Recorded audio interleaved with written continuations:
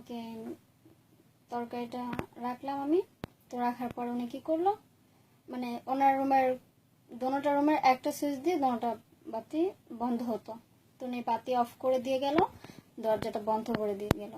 তো আমি অন্ধকারে কিছুই দেখতেছিলাম না। ওনার ঘরে একটা থাই গ্লাস ছিল, তখন ওই গ্লাস সম্বন্ধে আমি কিছু বুঝিও না, যেটা কি করে খুলে বা কি করে বন্ধ করে।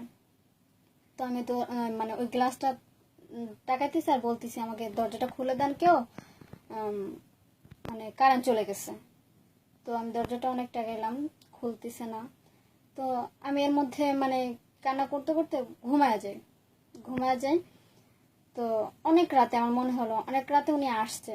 আসার পর আমার আবার এমনই ছিল যে আমার গায়ের মধ্যে কেউ হাত দিলে আমি বুঝতে পারতাম, আমার ঘুম ভেঙে যেত। তারপর উনি আসছে, আসার পরে উনি আমার গায়ে হাত দিছে। তখন আমি ভয় পেয়ে মানে চুপ করে শুয়ে আছি, মানে কিছু না বলে।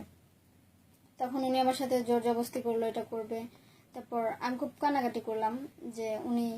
তখন তুমি কোন ক্লাসে পড়ো? তখন আমি ক্লাস 6-এ পড়ি। ক্লাস 6-এ পড়ো, আচ্ছা। তারপর উনি ওই দিন রাতে আর কিছু করলো না, আমাকে বকাবকি করলো বা আমাকে জড়াজড়ি করলো, মানে এটা করার জন্য। তখন আমি খুব কান্না করতেছিলাম, জোরে জোরে চিল্লাইতেছিলাম। ওই দিন রাতে আমাকে ভোরাতে দিয়ে আসার পরে আমাকে পরের দিন সকালবেলা আমি মাকে বলতেছি কি তুমি এটা কার সাথে আমাকে কার কাছে দিলা, বলতেছি আমি লোকটা খুব খারাপ। বলতেছে আম্মু বলতেছি কি ভালো মানুষের কাছে দিই তো তাই ভালো লাগে না।